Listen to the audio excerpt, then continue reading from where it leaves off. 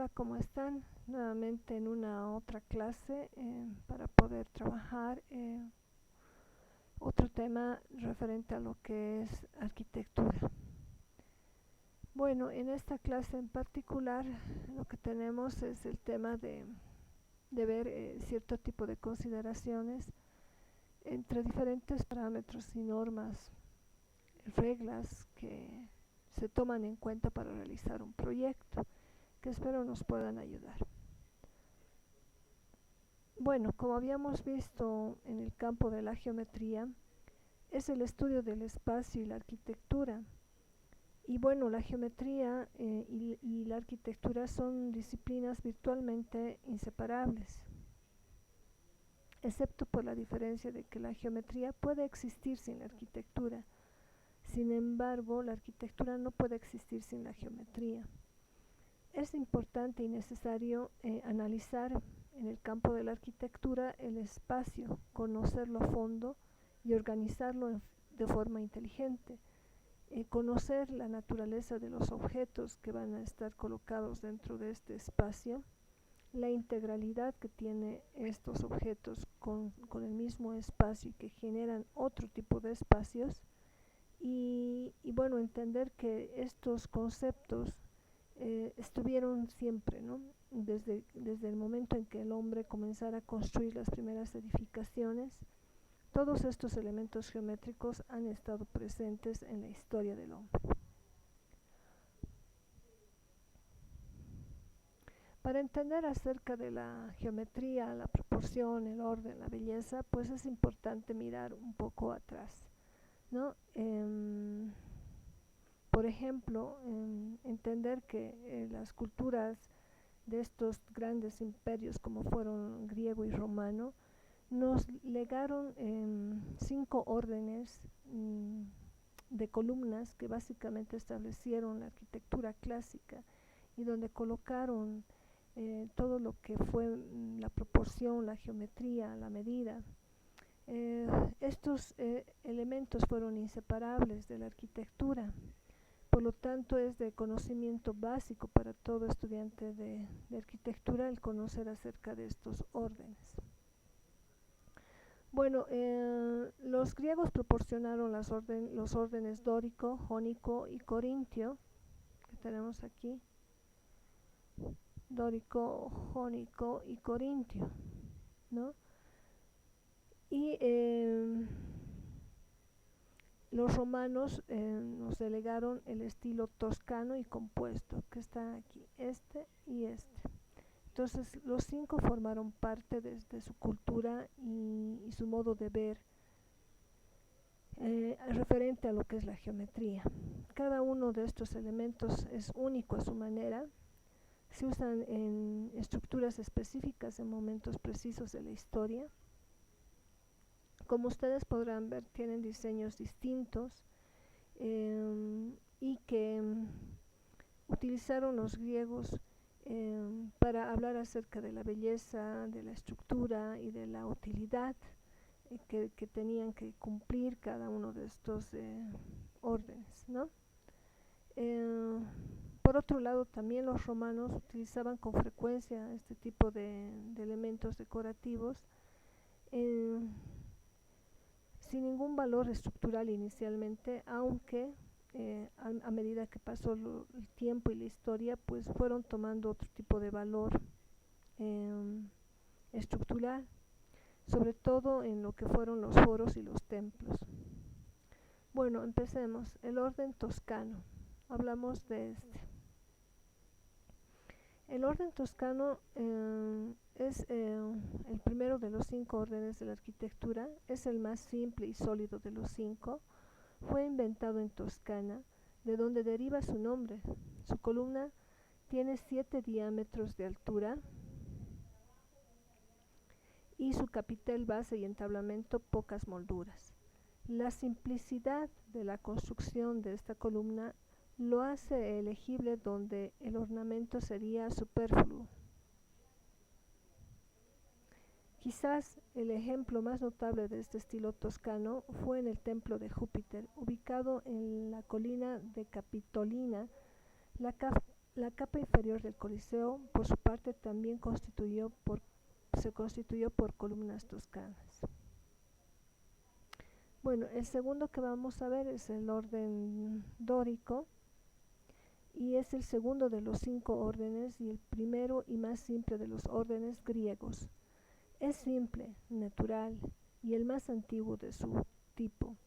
Su columna tiene 8 diámetros de altura y rara vez tiene adornos en la base o capitel, excepto las molduras, aunque el friso se distingue por triglifos y metopas, y los triglifos componen los ornamentos del friso.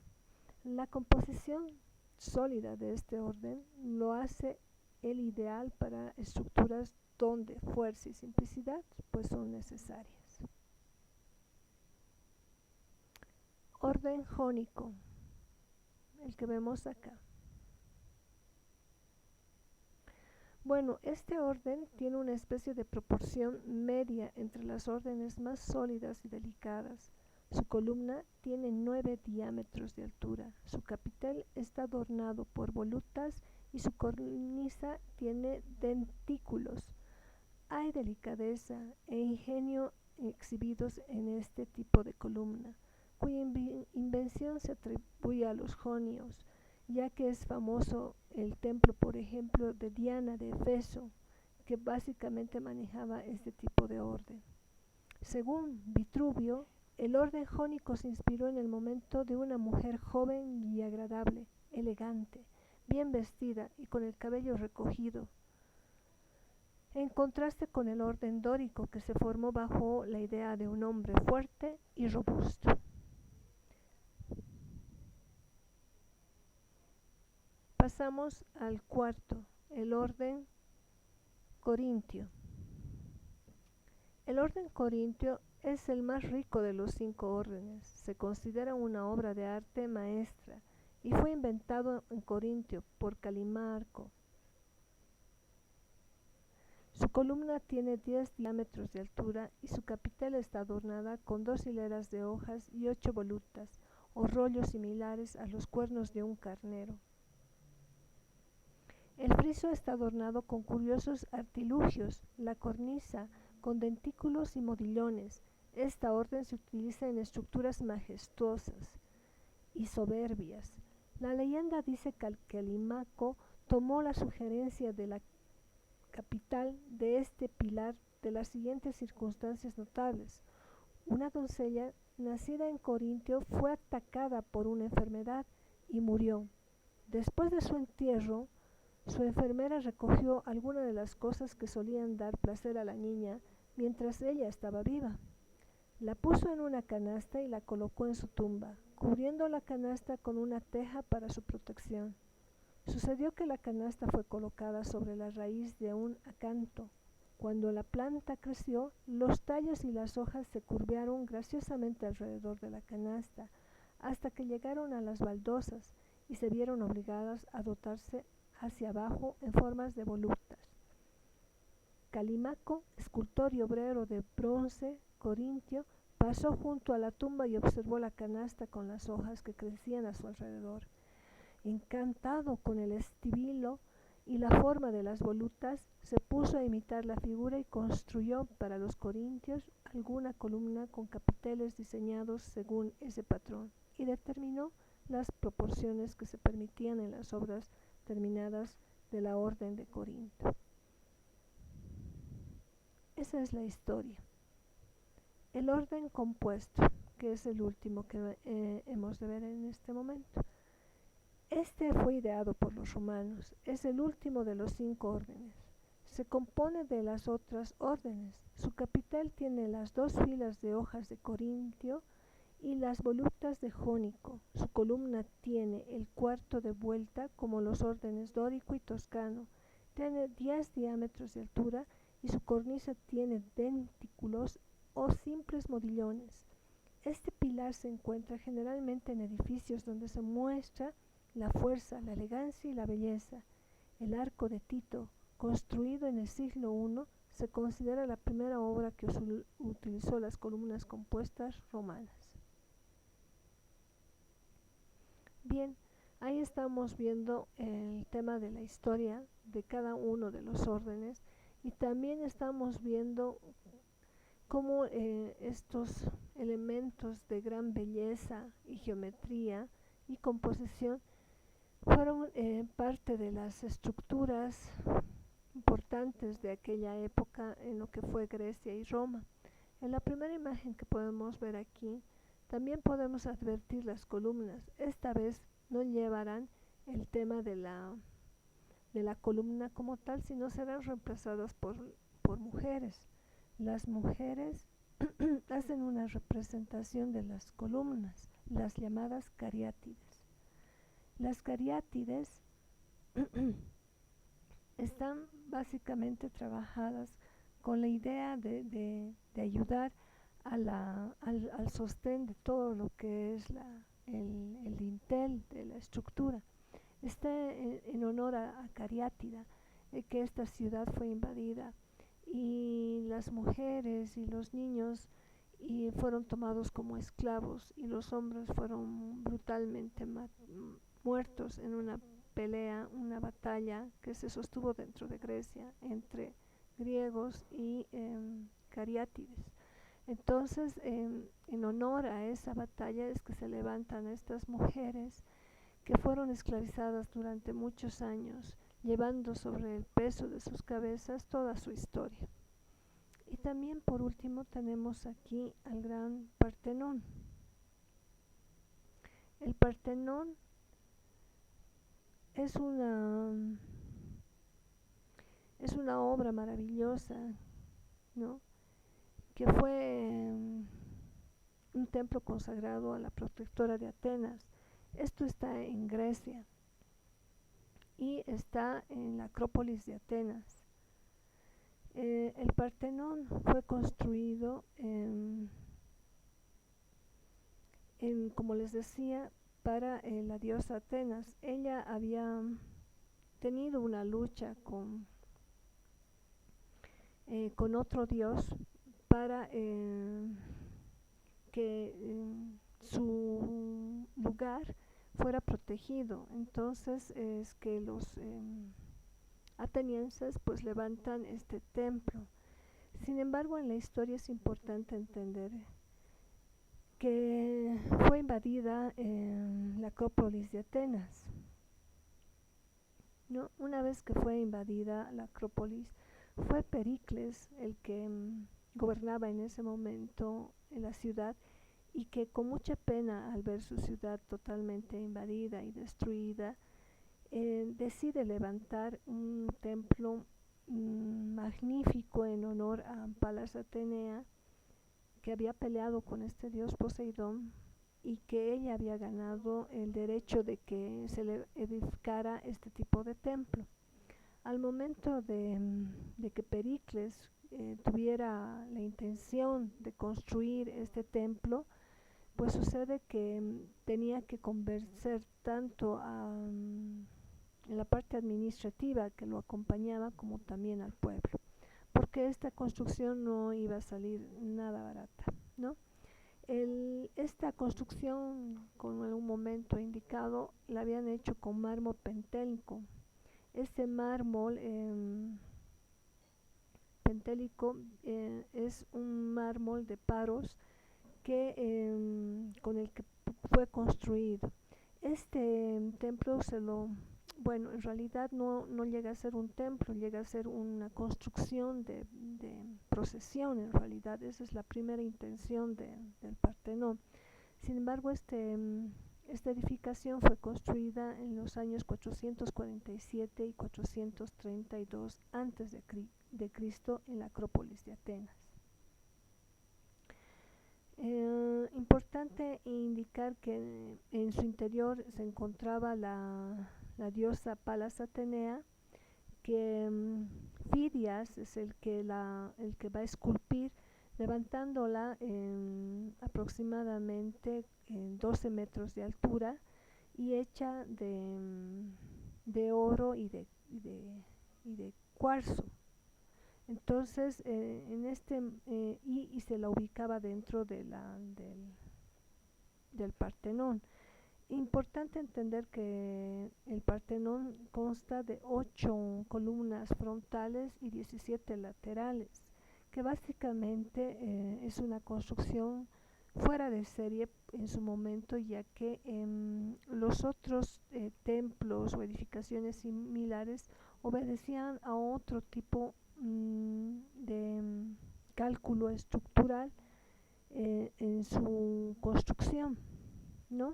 Entonces, el edificio tiene alrededor de 69.5 metros de largo por 30.9 de ancho, con las columnas que alcanzaban alrededor de 10.4 metros de altura, ¿no?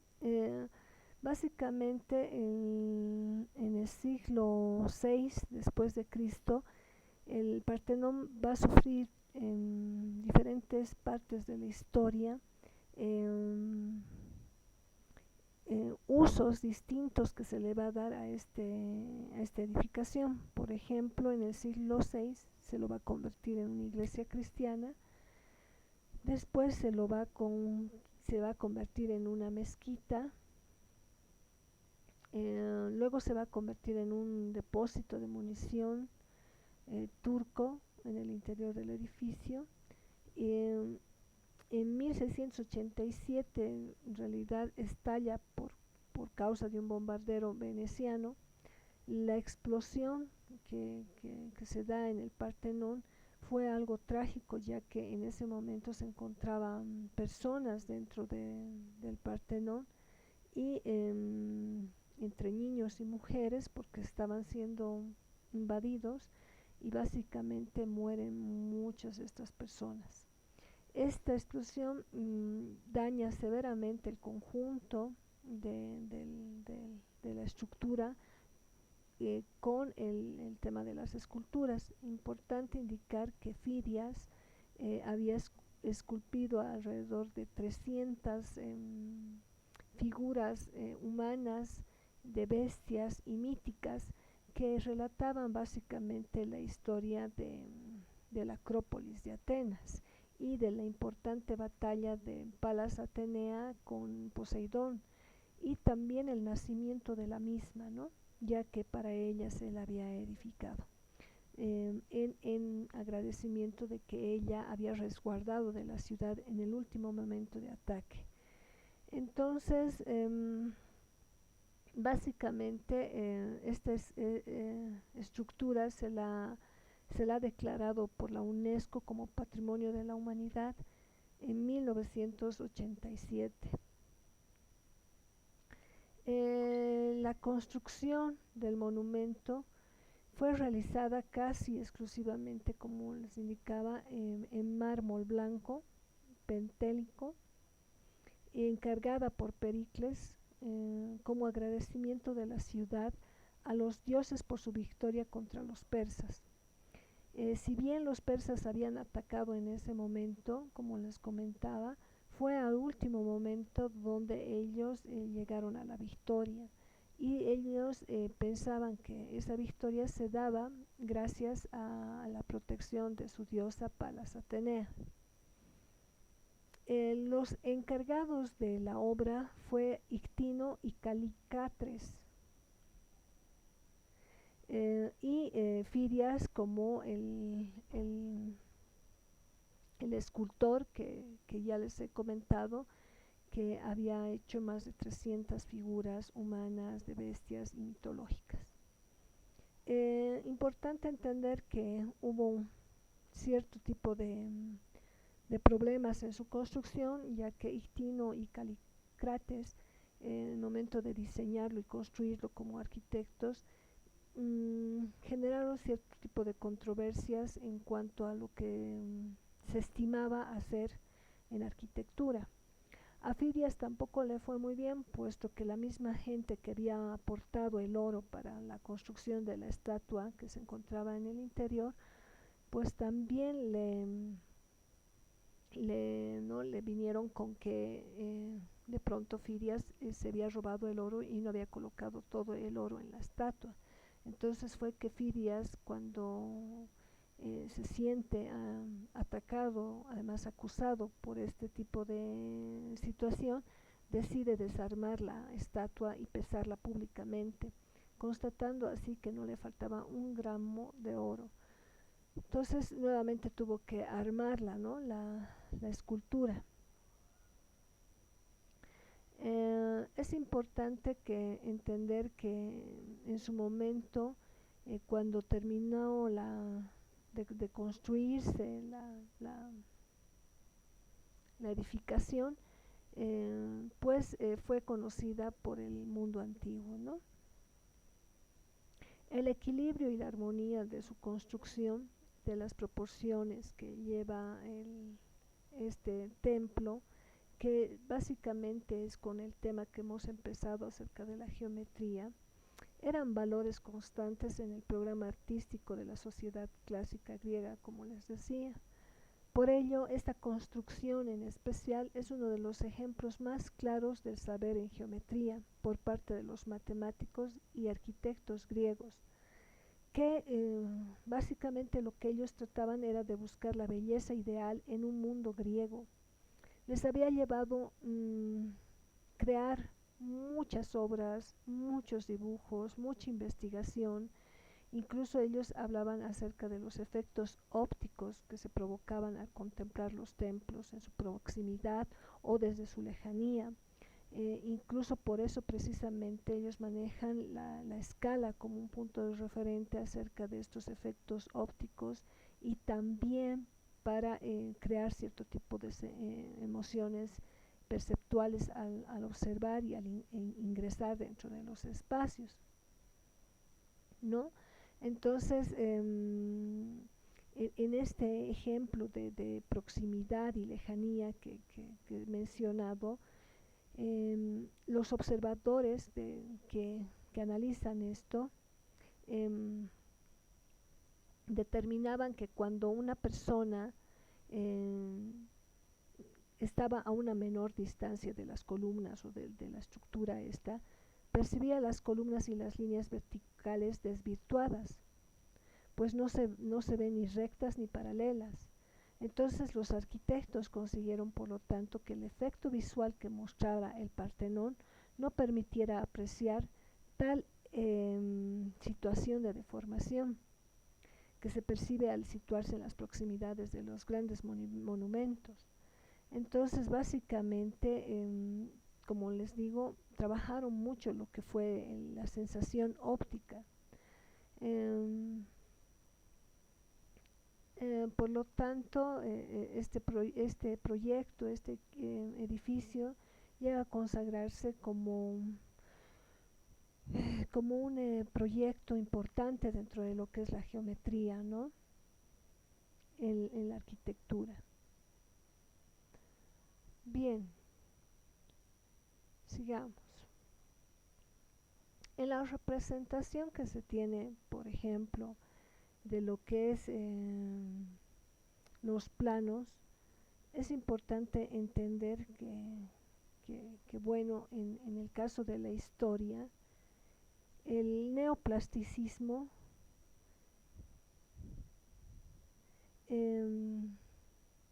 que es básicamente el término que se le va a dar a las pinturas de este gran pintor Piet Mondrian.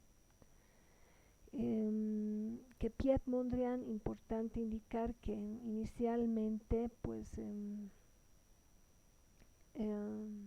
maneja un tanto expresionista, ¿no? Este pintor, y que estamos hablando de 1872 y 1944, que es tiempo de vida de Piet Mondrian, y que este pintor, cuando arma sus conceptos de pintura, pues eran un tanto expresionistas, ¿no?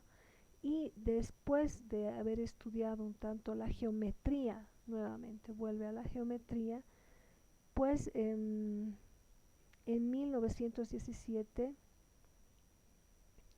trabaja un tanto más en lo que es el estilo, que era una forma de trabajo que él tenía, y que estaba madurando dentro de sus concepciones artísticas, ¿no?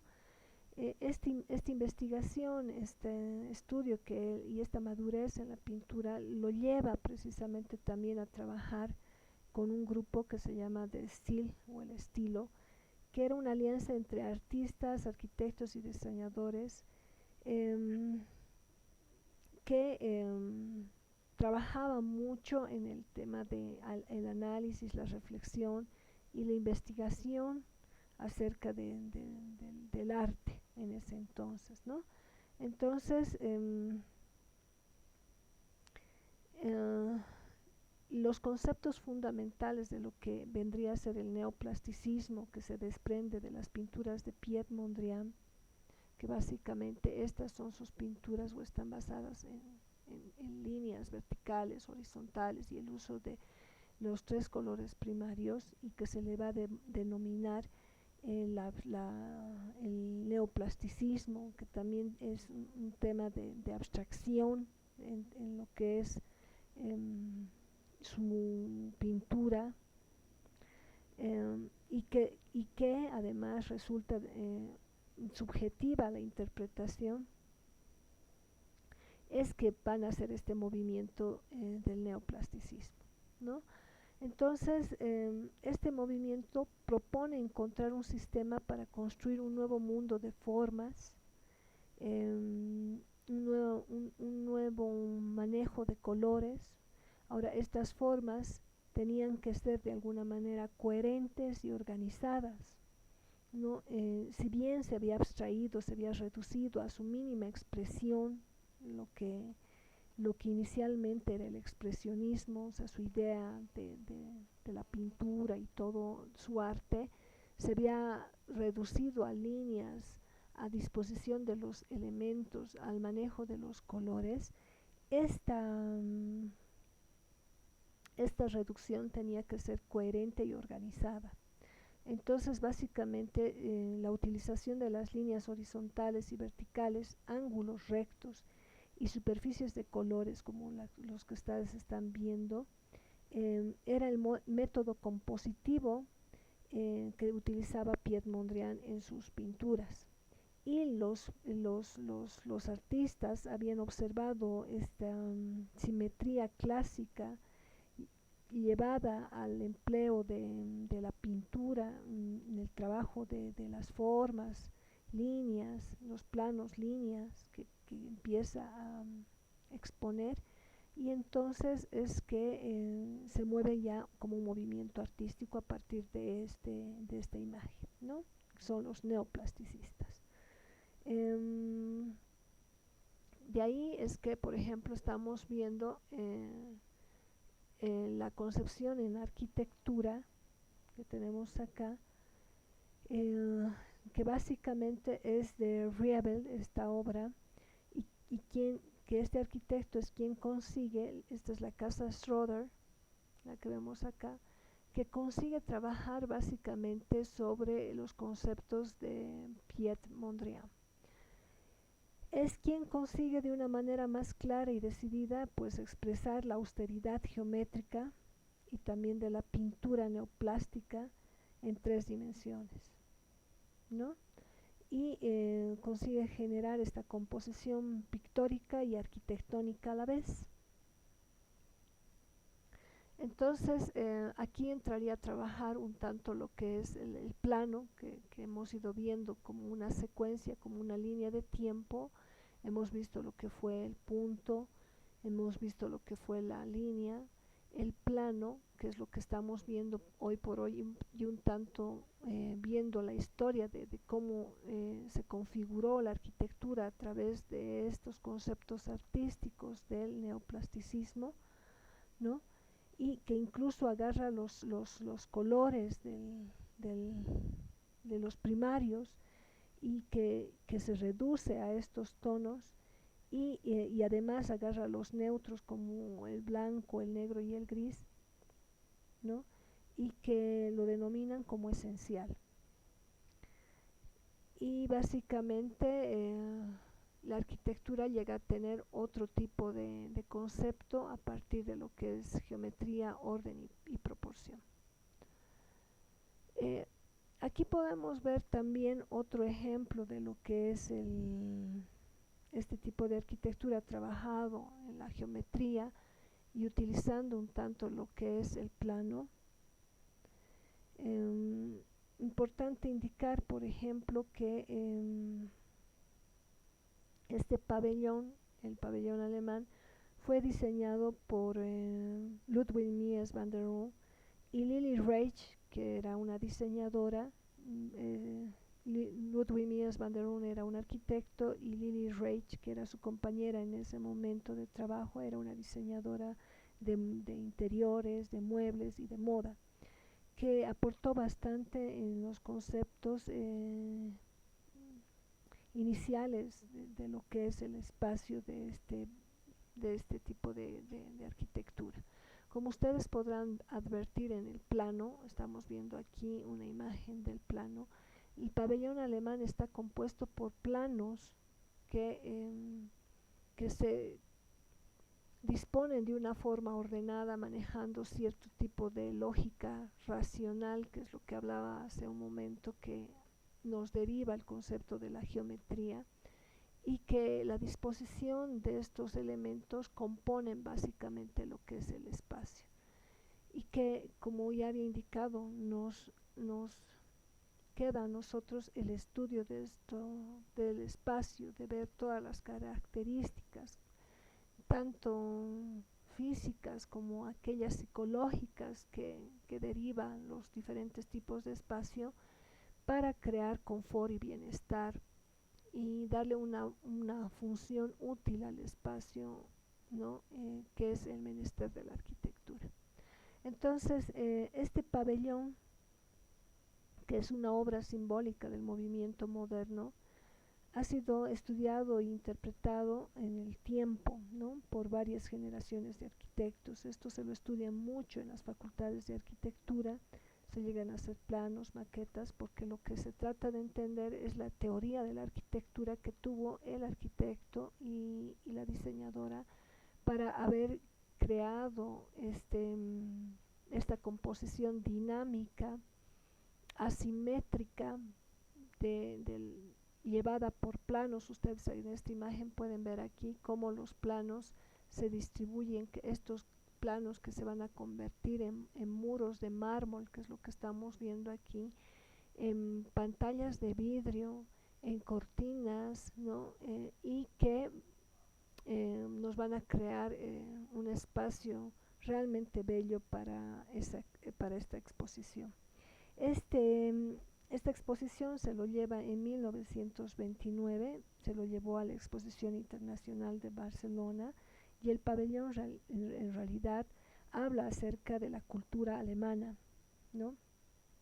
Está construido con vidrio, con acero y distintos tipos de mármol, como ya les he hablado. En realidad son 5 tipos distintos de mármol que se colocan y que fue armado, fue construido, y además el día de la inauguración, pues el rey Alfonso VIII junto a su esposa y autoridades importantes alemanas visitaron el pabellón, y para esa visita pues diseñaron precisamente también este tipo de mobiliario, que es una silla, la silla Barcelona, que es altamente reconocida y famosa en el tiempo, porque estas dos habían sido diseñadas precisamente para los reyes.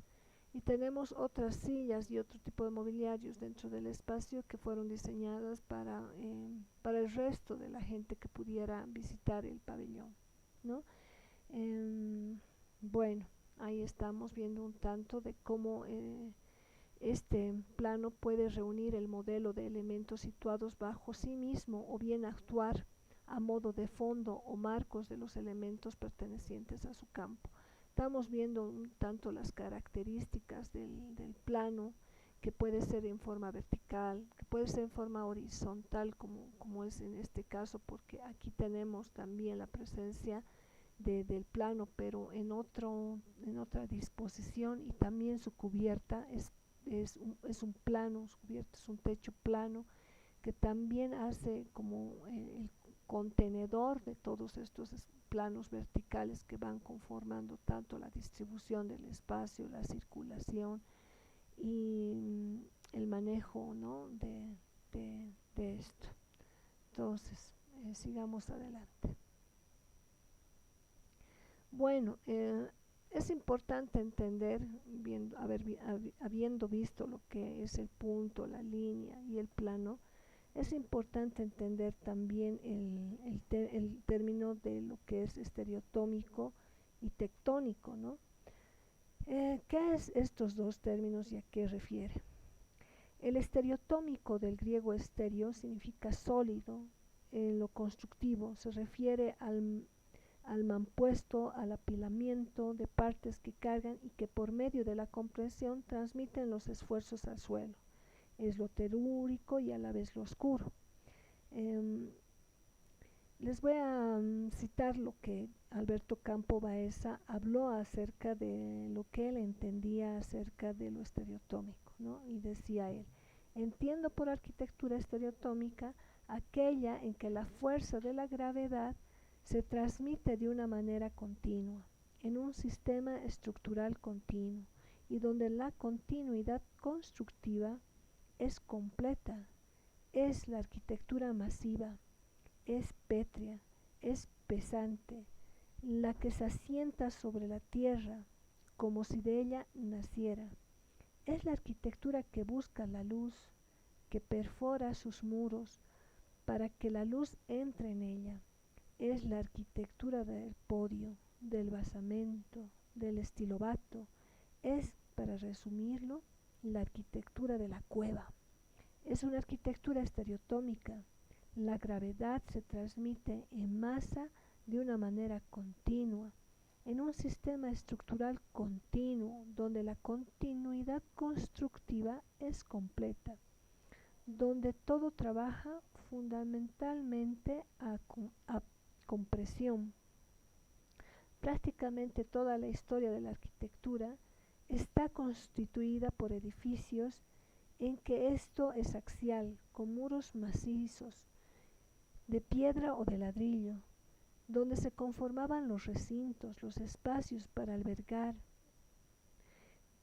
donde tenían su cubierta, los arcos, las bóvedas, las cúpulas, y aparecían como inventos formales capaces de hacer todo aquello que constituyeran un espacio cerrado en continuidad. Entonces, lo que estamos viendo es el concepto de lo estereotómico, ¿no? Es lo pesado, lo material, lo que es telúrico, lo que nace de la misma tierra, como indica Alberto Campos Baeza. A diferencia de lo tectónico, ¿no? Lo tectónico,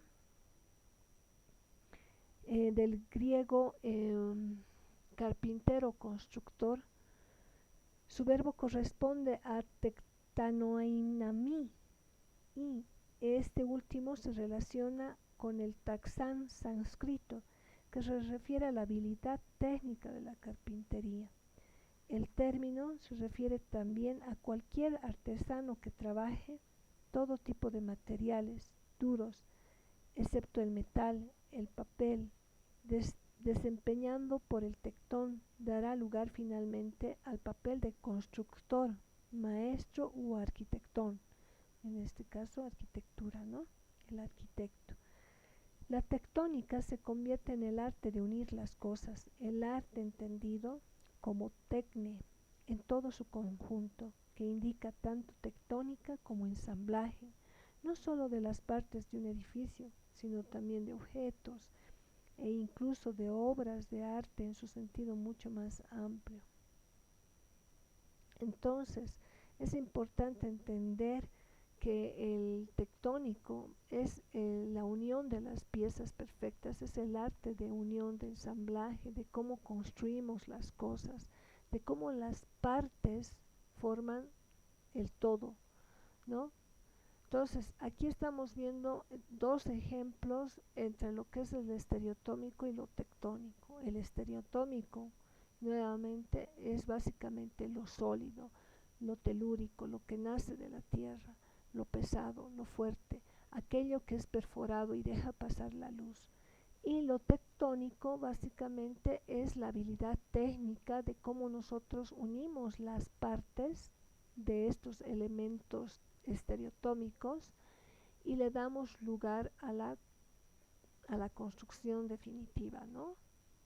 Entonces, para entender dentro de lo que es los conceptos también de diseño, es importante entender estas dos facetas que hacen la integración del diseño. Bien, entrando acerca de los elementos de composición, un tanto hablando de composición, que también entra lo que es la geometría y que también entran las partes y los conceptos del estereotómico y lo tectónico, también es importante ver este tipo de conceptos.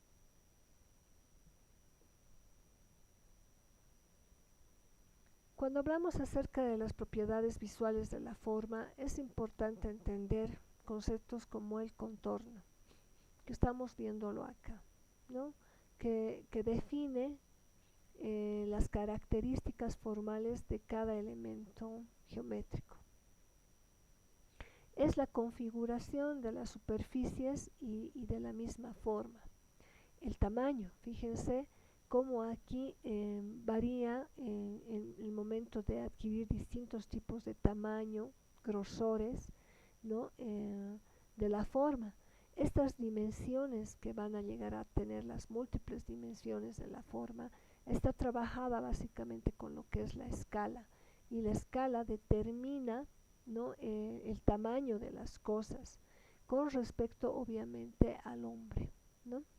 El color es importante, pues el matiz, la intensidad, el valor de los colores, ¿no? Determina o le atribuye de cierto modo el aspecto de percepción visual y de emoción, o sea, porque los colores se ha estudiado en la historia que reflejan cierto tipo de mensaje y que las personas descifran ese mensaje dependiendo obviamente de su cultura, de su región, ¿no? que básicamente también determinan los conceptos del color. Entonces, los colores siempre tienden a decirnos algo. Por eso es importante entender que estos elementos también están siendo integrados en el proceso de diseño. La textura, a diferencia del color, la textura es todo relieve que existe en la superficie de cualquier elemento, que pueden ser texturas lisas, que pueden ser texturas grumosas, que pueden ser texturas no incluso no sé, rígidas, ¿no? Y estas cualidades de cada textura también determinan la naturaleza de la materia con la que se ha formado la forma, ¿no? Entonces es importante estos elementos también trabajarlos en la percepción visual. Un tanto es en la conformación de la forma, o sea, la composición de la forma, y otro tanto es el comportamiento visual que se tiene acerca psicológica, acerca de cómo nosotros percibimos cada una de estas formas. Por ejemplo, ¿qué me hace sentir esta forma o esta a diferencia de esta? Cuando el sujeto, ¿qué tal si aquí colocamos un sujeto que mide aproximadamente este tamaño, ni siquiera llega a la mitad ni a la cuarta parte de la edificación? Pero ¿qué pasa si el sujeto rebasa el objeto? ¿Qué pasa si el tamaño del sujeto rebasa el tamaño del objeto? La sensación de ver un sujeto, la magnitud de tamaño es diferente de que este sujeto pueda apreciar la magnitud de tamaño a esta escala. Entonces, por un tanto entra el tema psicológico perceptual y por otro lado también entra el tema de la composición formal, o sea, y física. ¿no? Por ejemplo, si el sujeto es de este tamaño, pues no podrá caber dentro de este espacio, tendrá que sentarse y utilizarlo seguramente como una banca o un banco, ¿verdad? Eh, Esta banca que le puede servir de mobiliario es diferente de que él, si es de este tamaño pequeñísimo aquí y pudiera ingresar al espacio, él va a advertir un espacio totalmente distinto por el tamaño de la escala al que hemos hecho referencia. Entonces, dentro del espacio, si es que este personaje midiera, qué sé yo, aquí 1 milímetro, va a ser distinta la percepción que este mismo individuo entrara a este espacio, que el mismo individuo entrara a este espacio, o que entrara a este o a este, ¿no? Entonces las percepciones van a cambiar psicológicas, pero también de uso, porque aquí tendrás mayor espacio de recorrido, aquí tendrás menos espacio de recorrido, aquí tendrás mucho menos espacio de recorrido, aquí tendrás mayor espacio de recorrido tan igual como esta forma, pero chata. Seguramente el espacio del piso al techo será mucho más corto que ¿no? Este espacio de recorrido aquí será totalmente pequeño, sin embargo, a la altura desde el piso al techo será bastante amplio. Entonces, ¿qué es lo que sienten las personas con respecto a las formas, con respecto a los colores? Por ejemplo, si este edificio pudiera ser totalmente negro, ¿cuál será la percepción de señal, de mensaje a esta persona? ¿O qué pasa si este objeto es blanco? ¿Cuál será la percepción? ¿O qué tal si este fuese un color, no sé, rosado o azul o amarillo? ¿No? Entonces, ¿qué siente esta persona ahí afuera del objeto? ¿Y qué pasa cuando entra dentro del espacio? ¿Qué siente al sentir si dentro del espacio es blanco? ¿Qué siente dentro de un espacio blanco? Será igual ver el objeto, el edificio amarillo, que entrar y tener el amarillo dentro del espacio. Es totalmente distinto, ¿no? La percepción. Afuera uno se siente más seguro, de hecho es apreciable y admirable, pero cuando uno entra dentro del espacio, ya el color se apodera de hacer cierto tipo de transmisiones, de señales, de significados que van a interferir en la psicología, la psicología del individuo, y esta psicología incluso puede llevar a crearle molestias físicas, como por ejemplo dolor de estómago, dolor de ojos, ansiedad, ¿no? De pronto cansancio, dependiendo del tipo de color que se coloque. Estos estudios acerca del color lo hicieron en las escuelas de la Gestalt por los años 1900 más o menos, donde ellos indicaban que los colores tenían un cierto significado en la percepción de las personas que se sometían a estos colores. Y de igual forma, por ejemplo, aquí en este ejemplo del tamaño, también, ¿no? Y hay personas que, por ejemplo, sienten una especie de fobia, claustrofobia, cuando están dentro de espacios muy cerrados, muy pequeños, ¿no? Entonces, todos estos estudios psicológicos que van a desarrollar hoy nos sirven en la arquitectura y siempre han servido de la arquitectura básicamente porque gracias a estos aspectos físicos y psicológicos es que nosotros podemos diseñar, ¿no? Igualmente en el tema de las texturas, ¿qué pasa si nosotros sentimos un tipo de textura? Puede ser agradable, si es lisa, si es rugosa, tal vez nos podría crear algún tipo de molestia. Si está lineal, ¿no? Tal vez nos pudiera llamar la atención, tal vez nos pudiera crear una sensación de confort. ¿Qué pasa si este volumen está forrado con, no sé, barras de madera, ¿no? Y que están apiladas una tras otra? De pronto el color café, como ya había hablado acerca de la teoría del color, pues nos puede simular algún tipo de sensación de tranquilidad, de equilibrio, porque el café está muy ligado con la madera, con la naturaleza, pero también, ¿no? Pudiera darnos la sensación de árbol, de naturaleza, de madera, ¿no? Y de cierto confort dentro del espacio, hablar de hogar. Entonces fíjense que las texturas también forman parte importante al momento de desarrollar cualquier tipo y obra arquitectónica, ¿no?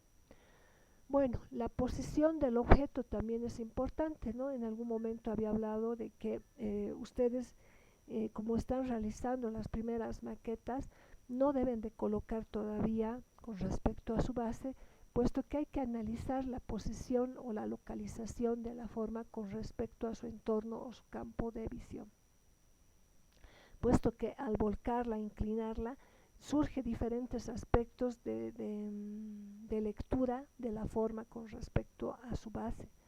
En ese entendido es que es importante también estudiar la posición de los objetos. La orientación, ¿no? ¿Cómo vamos a orientar con respecto al plano de sustentación, con respecto a nuestra base? ¿Cómo va a estar? ¿Va a estar paralela? ¿Va a estar girada también? ¿Dónde la voy a ubicar? Sí, incluso en el tema de orientación también entra un factor de lo que es el asoleamiento, ¿no? ¿Cuánto sol va a recibir este objeto de sol durante todo el día, ¿no? Entonces, esos aspectos incluyen dentro de este análisis. La inercia visual, por ejemplo, el grado de concentración y estabilidad visual de la forma. ¿Qué pasa si lo inclino y coloco de esta forma mi objeto? ¿No? Depende mucho de la geometría, así como de su orientación, que estamos hablando acá, ¿no? Ya que puede crearnos cierto tipo de desequilibrios al momento de colocarlo y más todavía si nuestra base o nuestro contexto también sufre algún tipo de variaciones, ¿no? Entonces, todo esto que se llama ángulo de visión o perspectiva eh, eh, lleva mensajes, ¿no? Lleva mensajes de dónde, del objeto y del contenedor.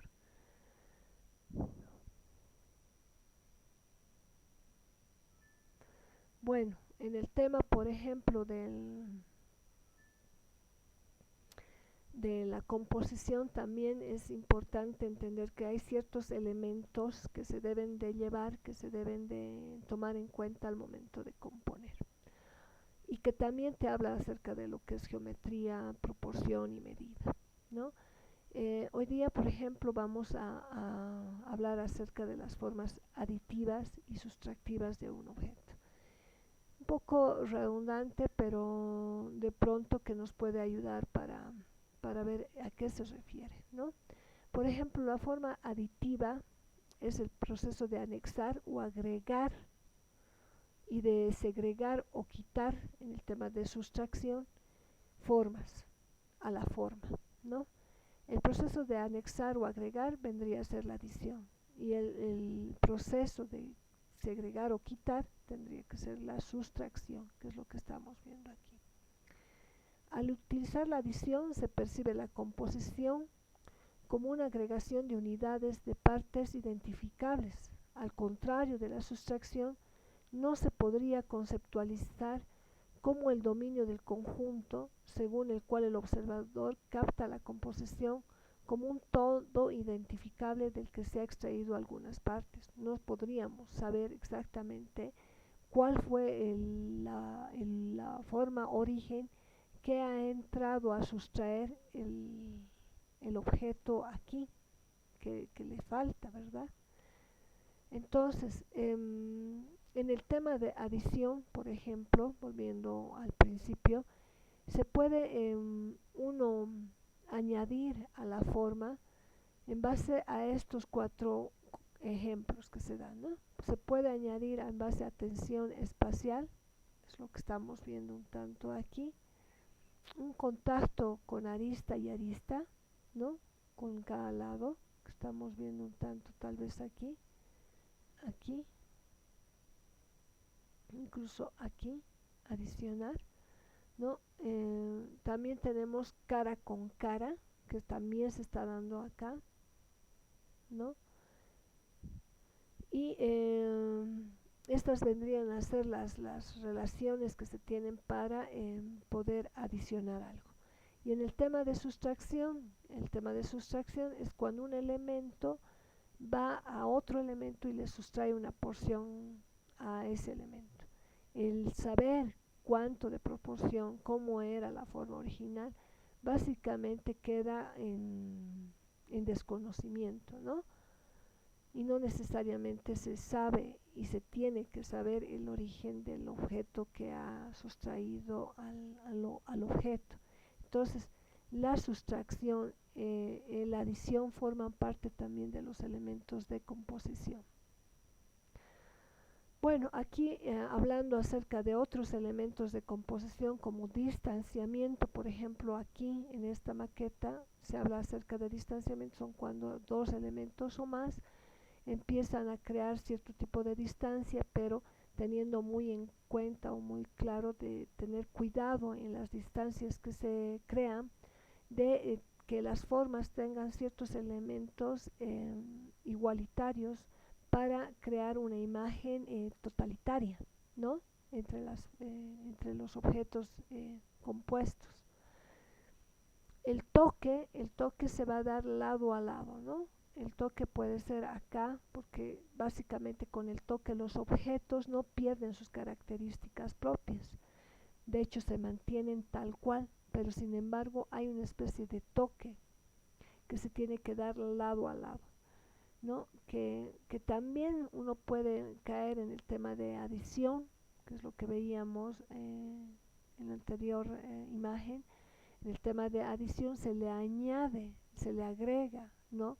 Sin embargo, como ustedes podrán ver, los ejemplos aquí son muy distintos a los del toque. Por ejemplo, en el toque básicamente está a su lado, ¿no? Como es en este caso acá. Entonces los elementos se llegan a tocar, mas no se llegan a unir. Simplemente hay una especie de roce, toque. Superposición. Esta superposición indica que, por ejemplo, el tema es de que hay elementos que se sobreponen a la composición de otro elemento y que al sobreponerse, ¿no ve cómo es en este caso? Llegan a crear una composición. No pierden sus características propias los objetos, pero sin embargo se les añaden, se les adicionan elementos con la característica, en este caso, de sobreponer, que está por encima de, ¿no? Que también podríamos un tanto no caer en el discurso de la adición, en la tensión espacial que se genera aquí, ¿no? O en el contacto cara con cara. Bien. Penetración. En el tema de penetración los elementos se penetran, ¿no? Dos elementos o más llegan a penetrarse, perdiendo así de pronto tal vez las características propias por el elemento penetrado, ¿no? Sin embargo, el elemento penetrado, fíjense aquí sucede el elemento penetrado, no se pierde la penetración, sino se advierte que hay un elemento que ha penetrado a otro elemento, ¿no? Entonces para lo mismo, en los casos más con una mejor definición, un mejor proceso de comprensión, un elemento tendría que ser positivo y el otro negativo. Cuando se habla de positivo y negativo es que un elemento sea transparente y el otro sólido, para que se pueda advertir la penetración, ¿no? Y no lleguemos al concepto de, por ejemplo, toque, porque uno podría pensar aquí, esto es toque, ¿no? Este elemento ha venido y ha tocado. Entonces, para que pudiera ver la diferencia entre lo que son el concepto de toque y penetración, pues este tendría que de algún modo penetrar al elemento y además sea advertible, se pueda observar. Unión. En el tema de unión, pues ya dos elementos se han unido y han creado un objeto, ¿no? Como es en este caso. Por ejemplo, aquí dos elementos se han unido y han perdido sus características propias para formar una sola pieza, ¿no? Entonces aquí podemos advertir que ha habido unión entre estas dos piezas y han formado tres piezas y han formado una única pieza que además se repite y genera esta composición formal. Sustracción. La sustracción se ha dado básicamente en muchas de las cosas que estamos viendo hoy, ¿no? Es un elemento retirado, sustraído, y que ese elemento sustraído, como ya había hablado, ¿no? Nos lleva a entender de que no se sabe cuál ha sido la forma que ha tenido el elemento que sustrae, que agarra y saca esa porción que estamos viendo acá también, ¿no? Intersección. En el tema de intersección, pues es dos elementos que se han unido y el elemento que queda como pequeño porcentaje entre ambos objetos es lo que se va a evidenciar. Por lo tanto, no necesariamente se podría saber dónde ha pasado la intersección y cuál era la forma de los dos elementos primarios para haber conseguido el resultado final, ¿no? Coincidencia. En este caso de la coincidencia, como ven ustedes aquí en la imagen, quiere decir que hay elementos similares que se sobreponen unos tras otros y que coinciden en la forma. En este ejemplo podemos ver coincidencia en estos tres planos y también en los de abajo con respecto a sus similares.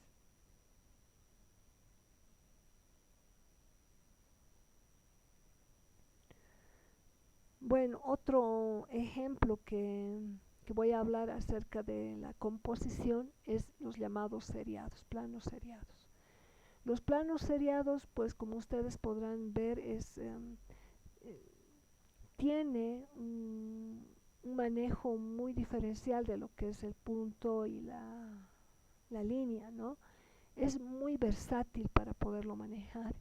Y el tema de seriado, por ejemplo, habla acerca de que es un conjunto de planos bidimensionales, o sea que básicamente no tienen grosor, porque si tuvieran grosor pues ya estaríamos hablando de volúmenes, que son colocados en cierto orden y distribuidos adecuadamente y representan o simulan un objeto tridimensional sólido. Ese es un tanto el tema del manejo visual óptico del que hacía referencia de Grecia y de Roma, ¿no? Entonces, ustedes en algún momento hablaba de que, bueno, esto ustedes tienen que imaginarse como si fuese en la vida, no sé, un queque de plátano, ¿no? Un bizcocho o algo, y que nosotros al momento de cortar para invitar y por partes iguales, además lo vamos a cortar, te genera una imagen básicamente como esta. Digamos, sería el mejor ejemplo para poder entender cómo se suscita de un volumen el seriado, ¿no? El seriado vendría a ser los múltiples planos que conforman a este volumen. Y que estos planos, pues, tienden a crear ciertos movimientos que se pueden llegar a clasificar. Por ejemplo, el continuo, que estamos viendo acá, ¿no? Que básicamente los elementos manejan una misma distancia, un mismo tamaño y hay una separación igual de medida ¿no? entre ellos. Ustedes podrán entender, todo esto es geometría, ¿no? Todo esto es geometría que te habla acerca de medida, de orden, de relación entre las partes. Entonces básicamente es ese, ¿no? Después tenemos el tema ascendente y descendente que estamos viendo aquí. Por ejemplo, cuando un seriado baja o en el caso de descendente, o si nos ponemos en esta situación, sube, son los ascendentes. Tenemos también dentro de esta integralidad lo que son los mixtos, donde cambian direcciones, uno sube y otro baja. Tenemos esos mixtos. Tenemos también los de rotación o traslación gradual, por ejemplo sube y baja en una especie de continuo, ¿no? Sube y baja para crear estos movimientos, pero también puede ser de este tema de rotación sobre un eje vertical o horizontal, ¿no? Este rotatorio. Hay este tema de rotatorio y tenemos el de traslación gradual que hacen en un eje vertical y un eje horizontal. Y además que llegan a un eje centro donde empiezan a rotar. Entonces estos pueden hacer rotaciones en este sentido, pero también pueden hacer rotaciones sobre su mismo plano, que es doble rotación, incluso hasta 3 rotaciones dependiendo las características del plano, ¿no? Ahí está. Aquí ya vemos algunos ejemplos de planos donde son curveados, son quebrados y pueden tener en realidad muchas formas, como es en el caso acá que estamos viendo, donde la degradación que puede sufrir el plano, los diferentes cortes o adiciones que se le puede dar, nos pueden crear una sensación de volumen, porque lo que hace es volver al concepto primio, ¿no? Era volumen. Entonces el volumen desfragmentado, separado por planos, nuevamente llegan a crearnos el volumen, pero de una forma dinámica, versátil, libre, ligeramente liviana, no se ve tan pesada como el bloque, y esas vendrían a ser las características del manejo, un otro manejo de lo que es el plano. Hemos visto el plano en lo que fue neoplasticismo, vimos en lo que fue el pabellón alemán, entrando a lo que es el movimiento moderno, y hoy estamos viendo que puede también tener estas características. Ahí estamos viendo pues ciertos ejemplos de estos planos de movimiento que llegan a tener, ¿no? Ahí están los rotatorios, los de ondulación, ¿no? Que estos se van por milímetros de separación precisamente para crear estas ondas que tenemos acá. Tenemos igual los rotatorios, ¿no? Hablando acerca de este ejemplo de traslación gradual, ¿verdad? Tenemos estos que son radiales, ¿no? Los de ascenso y descenso, que son mixtos, ¿no? Y aquí por ejemplo no tengo los continuos, pero son los más básicos que hemos visto, ¿no? Es importante también mencionar que maneja el tema del color. También podemos manejar el tema del color, por ejemplo en degradé, haciendo digamos de un color llevado a más claro, esto que se llama exaltación de color, degradé del color, podemos llevarlo y también manejar de una forma versátil, mostrando el dinamismo que tiene con el tema del color. Bien, otro tema que quisiera ver con ustedes es la forma de agrupación que se llegan a tener durante las composiciones, ¿no?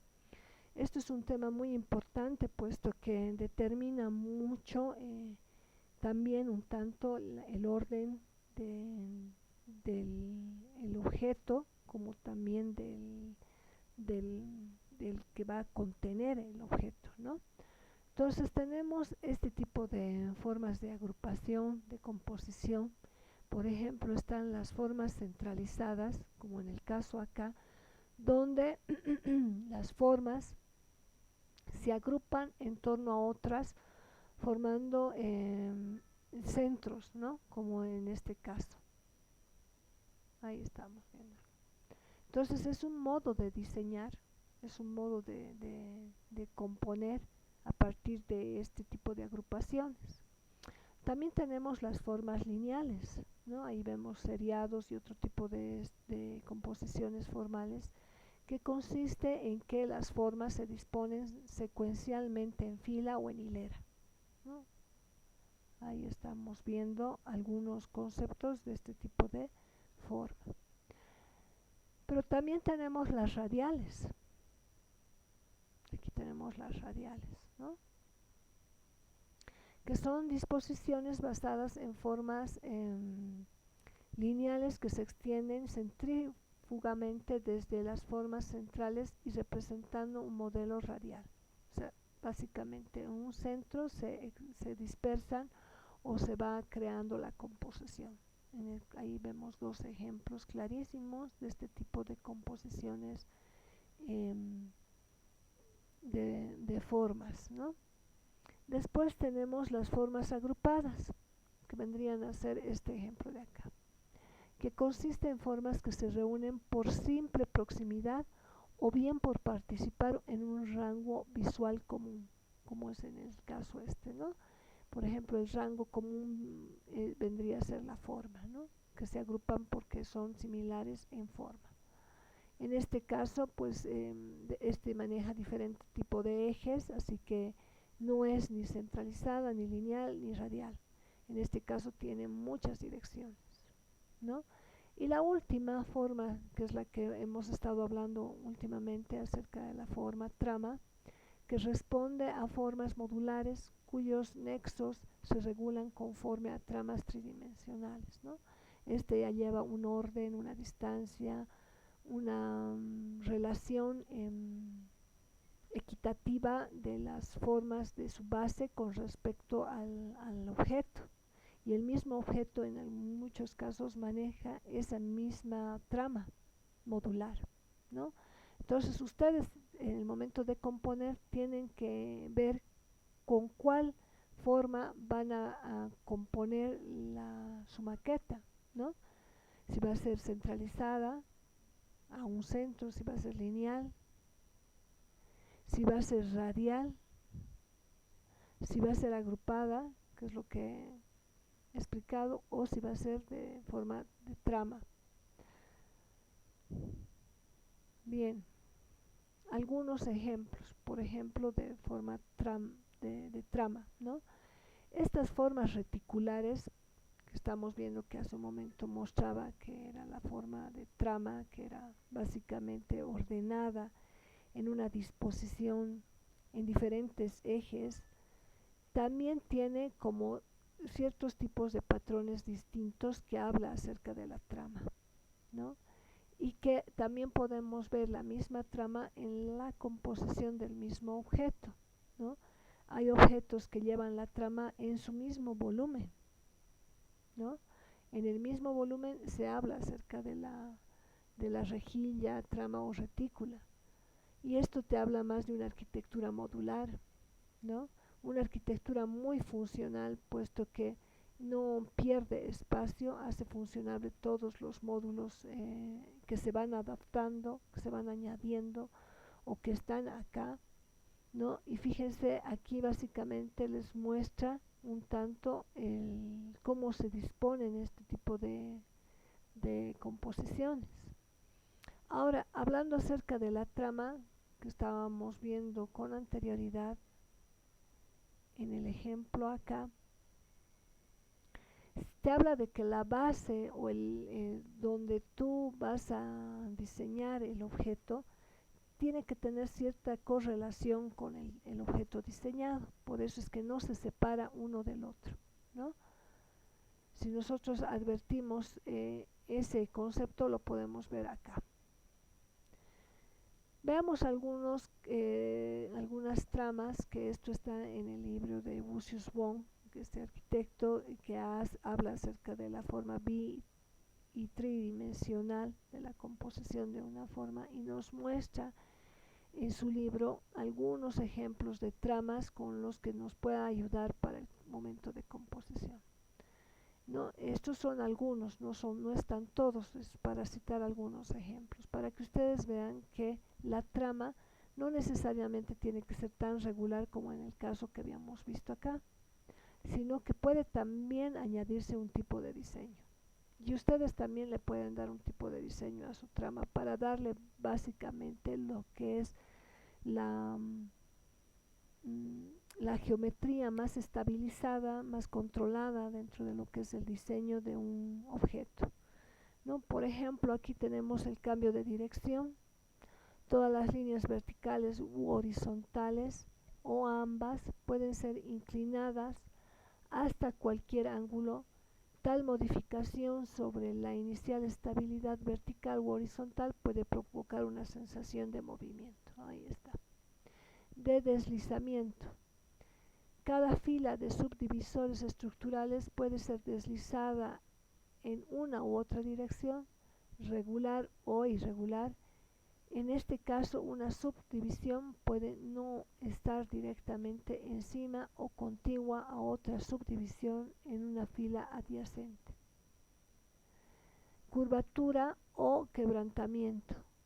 Todo el conjunto de líneas verticales y horizontales o ambas pueden ser llevadas a ser curvas o quebradas o de forma regular, lo que deriva a subdivisiones estructurales que continúan siendo de la misma forma y el mismo tamaño. Ahí estamos viendo los ejemplos de este tipo de retículas que nos pueden ayudar muy bien a diseñar. Modulación. ¿Cuál es el beneficio de la modulación dentro de lo que es la arquitectura, ¿no? La modulación en arquitectura es muy importante, pues al modular un elemento, llegas a manejar o tomar muy en cuenta la geometría, ¿no? Es aquella arquitectura que, además de tener el concepto de geometría, se caracteriza por su versatilidad, su tecnología y su rapidez, en un sistema de producción eficaz y fácilmente controlable. Este tipo de modulación va acorde pues a las características de su tiempo, ¿no? Hay inmediatamente la tecnología, inmediatamente la construcción tenga avances, pues obviamente la modulación podría ser más eficaz, ¿no? En el caso de la construcción, hace la reducción de los plazos de entrega, por ejemplo, porque son mucho más fáciles de armar, de construirlos, ¿no? Eso nos reduce en los costos de los mismos materiales, en la mano de obra, ¿no? Y básicamente no existen muchas limitaciones sobre el tema de la estética también, porque ahora ha aparecido diferentes tamaños, colores. Ahora, lo malo de, digamos, un limitante de este tipo de arquitectura modular vendría a ser que, por ejemplo, son regulares las formas, ¿no? No pueden ser muy irregulares por el tema de acoplación entre formas, ¿no? Siempre y cuando habría que pensar, por ejemplo, aquí estamos viendo un diseño modulado que se llegaría a acoplar entre sus semejantes y que podríamos llegar a una arquitectura modular. En este caso también estamos viendo, ¿no?, que son regulares, no pueden asumir formas irregulares con curvas y todo esto por el tema de acoplación básicamente, ¿no? Entonces este tipo de modulación se ha dado sobre todo para vivienda social, ¿no?, o para edificios de oficinas también, ya que es muy funcionable, los espacios que crea pues son muy óptimos para el tema de crear la función de un espacio para poder colocar cualquier tipo de función dentro de su arquitectura y son muy versátiles al momento de colocarlos, como ustedes podrán ver en este ejemplo o en este otro, ¿no? Lo malo tal vez podría ser que es muy repetitivo y común verlo, ¿no? Este modular también está dentro de lo que es la naturaleza, ¿no? Básicamente nosotros hemos tomado de la naturaleza muchos de los ejemplos de lo que es la arquitectura modular. La naturaleza es muy sabia,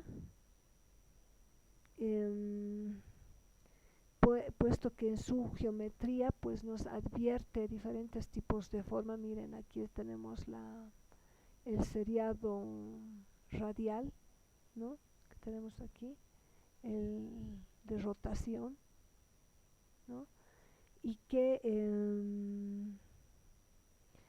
básicamente nosotros estamos tomando como principios de composición, ¿no?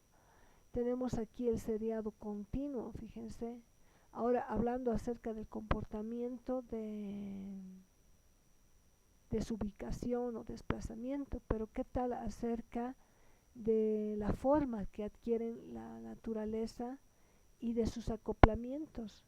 ¿Cuánto reduce en términos de construcción? ¿Cuánto reduce en términos de que incluso esto sea amigable con el medio ambiente? De que utilice, por ejemplo, para crear esta colmena, las abejas no han tenido que realizar materiales nocivos al medio ambiente, sino que estos se degradan con el mismo ambiente a medida de que pasan los años, ¿no? Entonces, básicamente la naturaleza todavía nos lleva a un sentido de admiración y asombro, y a pesar de que se ha hecho investigaciones científicas durante la historia del hombre hacia la naturaleza, todavía tenemos grandes misterios que probablemente nos va a tomar mucho tiempo desentrañar, ¿no? Esta complejidad que estamos viendo en imágenes, ¿no? Esta complejidad de formas y de composiciones, ¿no? Nos lleva a pensar también en lo que estamos haciendo nosotros como raza humana, a los resultados con los que nos hemos visto ya en nuestra construcción, a los nefastos resultados que tenemos como construcción, ya que no hemos sabido aprovechar óptimamente el espacio, hemos tenido que depredar la tierra para construir. Básicamente nuestra supervivencia depende por completo de cómo nosotros tomemos las decisiones adelante en el concepto de equilibrios, ¿no? En el concepto de cuánto vamos a seguir depredando la tierra, de cuánto vamos a seguir contaminando, y de que ahora, por ejemplo, en la historia estamos viendo que estamos tratando de recuperar esa estrecha conexión con la naturaleza. Recuperar porque la hemos roto durante la historia, ¿no? Hemos depredado, hemos matado, hemos exterminado, y ahora, por ejemplo, hay movimientos que han nacido donde el deseo de estos movimientos es volver a conectarse con la tierra, es recuperar todavía esa conexión, es de devolverle a través de cierta responsabilidad social que podemos asumir como individuos, y que a partir de eso, de tener ese contacto con ella, de ese respeto con ella, empezar a observarla, a analizarla y ver sus múltiples modos de vida, ¿no? Sus múltiples modos de vida que tiene la naturaleza, y de cómo ella ha sabido superar millones de años de evolución sin necesidad de lastimar el medio ambiente, sin necesidad de depredar, sin necesidad de lastimar alguna especie para su supervivencia, ¿no? Entonces, hay movimientos, por ejemplo, hay un movimiento de arquitectura natural que me gustaría que ustedes la busquen y la observen y lean acerca de este movimiento, que tiene como objetivo ampliar la arquitectura con la naturaleza, ampliar la naturaleza, ampliar la vida que ésta tiene, y con respecto y relación a la arquitectura, ¿no? Entonces, este movimiento que se está creando, arquitectura ecológica, arquitectura sostenible, sustentable, y todos estos términos que han aparecido, tiene por objeto nuevamente enlazar esa conexión armoniosa entre lo que es la naturaleza y la arquitectura. Para eso es importante utilizar recursos que no vayan a generar desequilibrios, que vayan a contaminar, sino al contrario, que respeten y vayan creando equilibrios, ¿no? Entonces, como ustedes podrán ver, durante muchos años se ha estudiado esta relación entre la naturaleza y la arquitectura. Hay por ejemplo, ha nacido el diseño biofílico, que es el de la naturaleza y la arquitectura. Hay este tipo de conceptos que a lo largo de los años muchos arquitectos, proyectistas, científicos, investigadores, profesionales del diseño y la arquitectura han trabajado durante décadas para definir aspectos de la naturaleza que afectan directamente al entorno construido. Este objetivo está plasmado en una nueva tendencia que tiene más que ver con el tema de respeto, de, de ver los patrones de diseño de la naturaleza, de poder evocar la misma naturaleza dentro de la arquitectura y que la arquitectura se pierda en la naturaleza, ¿no? Que forme parte, de hecho, con la naturaleza. Esto para mejorar eficazmente la salud y el bienestar de los individuos, de la sociedad, y también pensando en tanto más en la misma naturaleza, ¿no?